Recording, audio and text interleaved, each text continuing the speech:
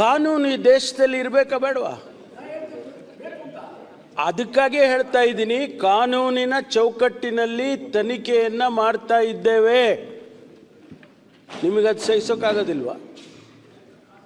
ಅಥವಾ ಕಾನೂನು ಹೊರತುಪಡಿಸಿ ನಾವೇನಾದರೂ ತನಿಖೆ ಮಾಡ್ತಾ ಇದ್ದೀವಿ ಅಂತ ನಿಮ್ಗೆ ಅನ್ಸಿದ್ರೆ ಹೇಳಿ, ನಾನು ಉತ್ತರ ಕೊಡ್ತೀನಿ. ನನ್ನ ಬಾಯಿಂದ ಮಾಡೋದು ನಾನು ಹೇಳಿದ ಇಷ್ಟನೇ.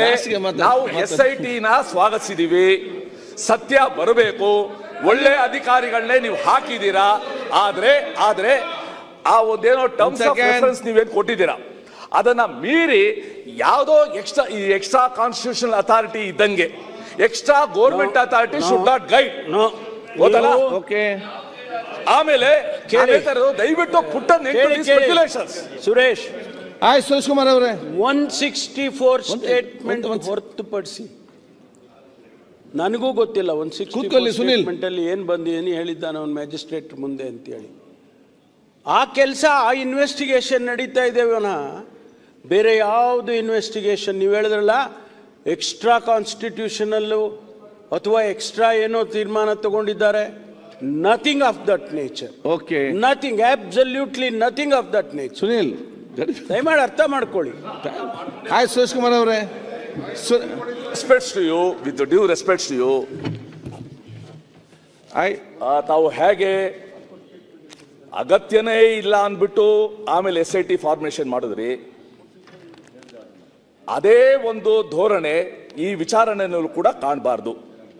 ಸೊ ನಾನು ಮುಖ್ಯಮಂತ್ರಿಗಳಲ್ಲಿ ಕೇಳ್ಕೊಳ್ಳೋದು, ಸುರೇಶ್ ಕುಮಾರ್ ನಿಮಗೂ ಇಷ್ಟ ಇರೋದು ಮಾತಾಡ್ಲಿ, ಸುರೇಶ್ ಕುಮಾರ್ ಅವರೇ, ನಿಮಗೂ ನ್ಯಾಯ, ನನಗೂ ನ್ಯಾಯ ಬರ್ಬೇಕು, ನ್ಯಾಯ ಬರ್ಬೇಕು. ಸುರೇಶ್ ಕುಮಾರ್, ಅಲ್ಲಿವರೆಗೂ ಈ ಸ್ಪೆಕ್ಯುಲೇಟಿವ್ ಟ್ರಯಲ್, ಸೋಷಿಯಲ್ ಮೀಡಿಯಾ ನಿಲ್ಲಿಸಲಿಕ್ಕೆ ಶಿವಲಿಂಗ ಅವರೇ ಮಾತಾಡಿ.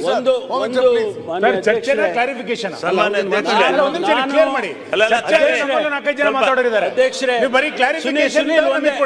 ಸುನೀಲ್ ಒಂದೇ ಸುನೀಲ್ ಅವರೇ ಒಂದೇ ಒಂದು ಕ್ಷಣ. ಶಿವಲಿಂಗ ಅವ್ರೆ ಅಧ್ಯಕ್ಷರೇ ಒಂದ್ ಸೆಕೆಂಡ್ ಆಯ್ತು.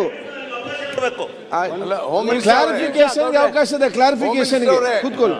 ಮಾನ್ಯ ಅಧ್ಯಕ್ಷರೇ, ಗೃಹ ಮಂತ್ರಿಗಳಿಗೆ ಹೇಳೋದಕ್ಕೆ ಬಯಸ್ತೀನಿ, ಮಾನ್ಯ ವಿರೋಧ ಪಕ್ಷದ ಸದಸ್ಯರಿಗೆ, ನಾಯಕರಿಗೆ, ಶಿವಲಿಂಗ ಅವರು ಕುಮಾರ್ ಅವರಿಗೆ ಪ್ರಸ್ತಾಪ ಮಾಡಿದ್ದು, ನಾನು ಗೃಹ ಸಚಿವನಾಗಿ ಇರೋವರೆಗೆ ಯಾವುದೇ ಎಕ್ಸ್ಟ್ರಾ ಕಾನ್ಸ್ಟಿಟ್ಯೂಷನಲ್ ಆಕ್ಟಿವಿಟಿ ಈ ಒಂದು ತನಿಖೆಯಲ್ಲಿ ಆಗೋಕ್ಕೆ ಬಿಡೋದಿಲ್ಲ.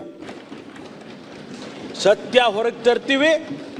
ಪ್ರತಿಯೊಂದು ಅವ್ರು ಹೇಳಿದ್ರಲ್ಲ ಮಾನ್ಯ ಉಪಮುಖ್ಯಮಂತ್ರಿಗಳು, ಯಾರ್ದೋ ಷಡ್ಯಂತ್ರ ಇದೆ. ಎಸ್, ಷಡ್ಯಂತ್ರ ಇದ್ರೆ ಅದು ಆಚೆ ಬರುತ್ತೆ.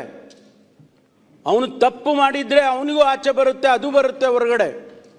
ಅವನು ಸುಳ್ಳು ಹೇಳಿ ಯಾರ್ದೋ ಮಾತು ಕೇಳ್ಕೊಂಡೇನೋ ಮಾಡಿದ್ದಾನೆ ಅಂತ ಈಗ ಹೇಳಿದ್ರಲ್ಲ, ಮಾಧ್ಯಮದಲ್ಲಿ ಬರ್ತಾ ಇದೆ ಅಂತೇಳಿ, ಅದು ಕೂಡ ಸತ್ಯ ಅಲ್ಲ. ಆದರೆ ಒಂದು ವೇಳೆ ಅಂಥದ್ದೇನಾದರೂ ಇದ್ರೂ ಕೂಡ ಅದು ಆಚೆ ಬರುತ್ತೆ. ಆ ಸತ್ಯವನ್ನು ಕೂಡ ಆಚೆ ತರ್ತೀವಿ. ಅದಕ್ಕಾಗಿ ತಾವು ಸಹಕರಿಸಬೇಕು ಅಂತ ಹೇಳಿ ಮಾನ್ಯ ಅಧ್ಯಕ್ಷರೇ ಹೇಳೋದು. ಈಗ ಮೊನ್ನೆ ಚರ್ಚೆ ಆಗಿದೆ, ಮಾನ್ಯ ಮಂತ್ರಿಗಳು ಉತ್ತರ ಕೊಟ್ಟಿದ್ದಾರೆ. ಈಗ ಇವತ್ತು ಕ್ಲಾರಿಫಿಕೇಶನ್ ಎಲ್ಲ ಕೇಳಬಹುದು. ಒಂದ್ ಸೆಕೆಂಡ್ ಶಿವಲಿಂಗ